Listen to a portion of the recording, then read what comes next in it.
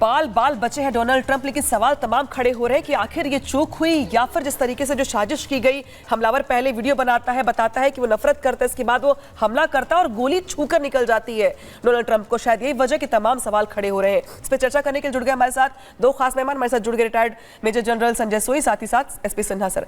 SP Sinha sir, मैं शुरुआत आपसे कर रही हूँ। तस्वीर देखी होगी आपने, ट्रंप पर एक नहीं दो नहीं बल्कि 8 राउंड की फायरिंग होती है। हालांकि किस्मत वाले हैं ट्रंप जो बच गए, लेकिन तमाम सवाल खड़े हो रहे हैं इस हमले को लेकर के और लापरवाही को लेकर भी।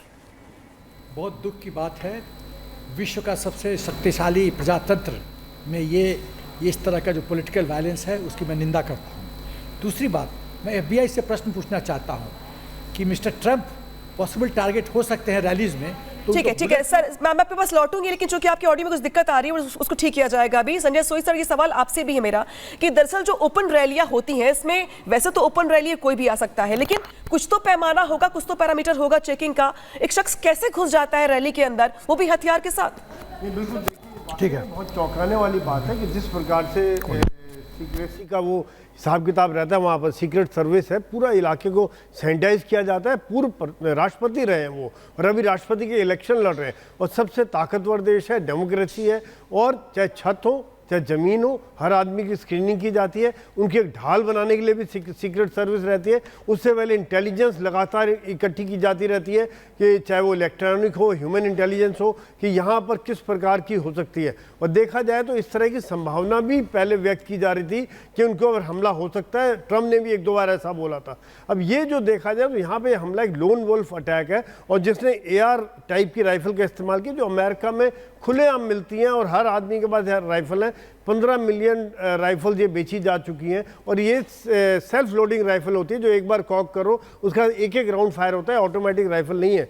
तो इसका यही कारण है कि शायद इनको इंटेलिजेंस को इन चीज़ का पता नहीं चल पाया। वो छत पर क्रॉलिंग करता हुआ है, कुछ लोगों ने देखा, और उसके बाद जो उनका रिस्पॉन्स रहा तो उन्होंने उसको मार गिराया। लेकिन ये वाकई में ट्रंप के लिए लकी है कि वो बच गए। कान से कुछ मिलीमीटर की बात थी कि अगर उनका सिर और कान में अगर होता, सिर पे लगती, तो शायद ये बहुत बड़ा दुर्भाग्यपूर्ण बात हो जाती। अभी बच गए। लेकिन देखा जाए तो मैं यहाँ पर ट्रंप की एक तरह से हिम्मत की भी दाद देता हूँ कि बाद में किस प्रकार से उन्होंने मुट्ठी उठाकर भाषण दिया, क्या फाइट ऑन, जब अमेरिका का झंडा पीछे लगा हुआ है और उनका हाथ ऊपर है। ये बात आज ये शायद बिल्कुल और यहाँ पर वो तस्वीर भी हमने दिखाई थी, जिस तस्वीर की आप बात कर रहे हैं, उठ के मुट्ठी दिखाते हुए उन्होंने ये बात कही थी। एसपी सिन्हा जी, आपसे मैं जानना चाहूंगी, एक तो आप अपनी बात पूरी करिएगा।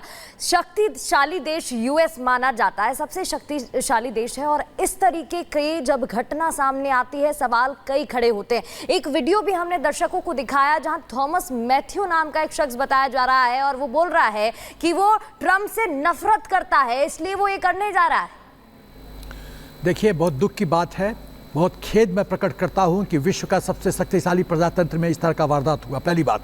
दूसरी बात, मैं FBI से प्रश्न पूछना चाहता हूं कि बुलेट प्रूफ स्क्रीन क्यों नहीं प्रोवाइड किया गया? जब आदमी थ्रेट परसेप्शन पे अपना पूरा इंटेलिजेंस नेटवर्क लगा के सिक्योरिटी कवर प्रोवाइड करता है, तो ये तो पॉसिबिलिटी है कि ट्रंप जी पे अटैक होगा, और ट्रंप जी ने खुद कहा है कि मुझ पर अटैक हो सकता है, तो बुलेट प्रूफ स्क्रीन क्यों नहीं?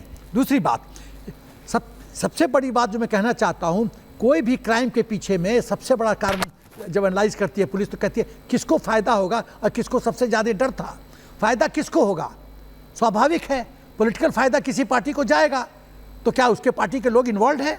दूसरी बात है, किसको डर है? डर है जो इलीगल इमिग्रेंट्स हैं अमेरिका में, जिसको ट्रंप ने कई बार बोला है कि हम टारगेट करेंगे, उनको उठा के बाहर फेंकेंगे।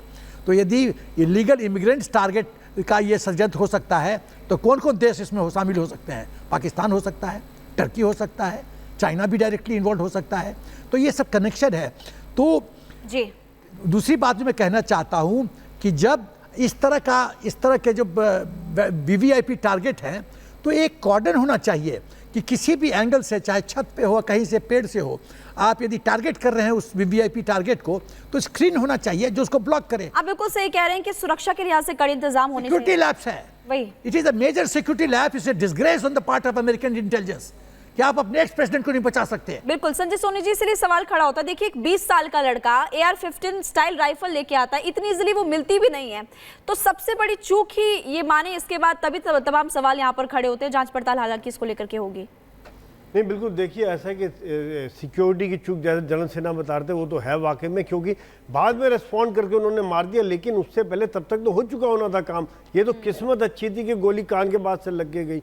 और दूसरा यहाँ पर एक सवाल ये भी आता है कि जो अमेरिका की गन कल्चर है कि गन्स किस प्रकार से फ्रीली अवेलेबल हो जाती है हर एक आदमी को, जो मर्जी जाके खरीदे, चाहे जैसे ग्रोसरी शॉप से हम राशन खरीदते हैं इस तरह से आप गन खरीद सकते हो। और आए दिन इस तरह के केसेस होते रहते हैं कि वो स्कूल्स में, मॉल्स में, जगह जगह शूटिंग के इंसिडेंट होते हैं। यहाँ अगर उसने ये वीडियो में बोला है कि मैं घृणा करता हूँ, मैं रिपब्लिकन पार्टी को घृणा करता हूँ, ट्रंप को घृणा करता हूँ, इसका मतलब ये नहीं कि आप उनको गोली मार दें, क्योंकि अवेलेबल है। सोच ऐसी हो गई है यहाँ पर। अगर सोचा जाए, डेमोक्रेसी अमेरिका बहुत पुरानी डेमोक्रेसी है, अगर आप घृणा करते हैं आप उनको वोटों से हराएं, पार्टी को हराएं, वो बात करें। लेकिन ये जो बात है यहाँ पर दोनों बातें हैं, सुरक्षा का सवालिया निशान और वहाँ की गन कल्चर के ऊपर भी सोचा जाएगा। तीसरी बात ये कि इसका क्या और कोई मोटिव है, उसको किसने ब्रेन वॉश किया, कौन उसके दिमाग में ऐसी बात लाया, या वो एक लोन वोल्फ अटैक है कि अकेला उसके दिमाग में चल रहा है, घृणा कर रहा है, और इतनी ज़्यादा घृणा बढ़ गई है कि उसने। हालांकि इस बीच सर अभी SP Sinha sir thread perception की बात कर रहे थे, तो मैं इसी पर आऊंगी, क्योंकि सर अभी नवंबर में चुनाव होने हैं। अब ऐसा तो नहीं है कि अब ट्रंप चुनाव प्रचार करेंगे नहीं, चुनाव प्रचार में फिर से जाने वाले हैं वो, तो ये अलार्मिंग सिचुएशन भी इनकी सिक्योरिटी को लेकर के। तो क्या लगता है आपको कि सिक्योरिटी को लेकर जो रणनीति नए तरीके से बनानी पड़ेगी वहां पे? सर सवाल आपसे है। देखिए, ऐसा है कि अगेन फिर मैं थ्रेड परसेप्शन पे आता हूं। यदि वीवीआईपी टारगेट मिस्टर ट्रंप है तो कोई भी उन पर जो अटैक करेगा तो किसी भी एंगल से कर सकता है, एलिवेटेड प्लेटफॉर्म से कर सकता है, सामने से कर सकता है, चारों दिशा से कर सकता है। तो आपको ये अप्रिशिएट करना पड़ेगा कि चारों दिशा से, ऊपर से, नीचे से, is he covered, is he secure, ये प्रश्न उठता है। ये थ्रेड परसेप्शन एनालिसिस और इस तरह का कवर उनको क्यों नहीं दिया गया? आप तो, वो तो मिस्टर ट्रंप का आदत है कि जब वो बोलते हैं तो हेड मूवमेंट करते हैं, बॉडी मूवमेंट करते हैं, उसी का उनको फायदा मिल गया। यदि स्टैटिक होकर बात कर रहे होते तो मेरा पूर्ण विश्वास है कि दाहिने साइड जो कान के ऊपर लगा है सीधे स्कल से जाता और ब्रेन को पियर्स करते हुए लेफ्ट से इसका ख्याल रखना भी पड़ेगा भविष्य में, क्योंकि अभी ट्रंप और रैलियां करने वाले हैं और भी पब्लिक के बीच में जाने वाले हैं वो। एकदम। तो लगता है आपको कि अब सिक्योरिटी की चुनौती जो है ज्यादा पड़ जाएगी? एकदम।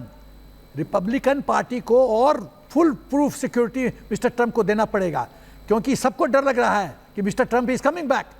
लोगों को नींद नहीं आ रही है। अभी जिस तरह से मिस्टर बाइडेन कुफफ्स कर रहे हैं अपने इलेक्शन रैली में, बिल्कुल, जेलेंस्की को पुतिन बोल देते हैं। संजय जी, जो भाषण भी सामने आए थे उसके बाद भी वो कहीं ना कहीं मजबूत नजर आ रहे हैं। हालांकि ये कहना जल्दबाजी होगा, लेकिन उसके बाद ये जो घटना हुई है, मुझे लगता है सबक लेने की जरूरत भी है, क्योंकि अभी लंबा समय है। नहीं, देखिए दोनों बातें यहाँ पर सबक लेना तो बहुत जरूरी है, क्योंकि उनको अपनी सुरक्षा की ड्रिल्स को सोच विचार करना पड़ेगा, किस प्रकार से उनको ऑलराउंड सुरक्षा दी जाए, अपने इंटेलिजेंस नेटवर्क को और स्ट्रॉन्ग करना पड़ेगा।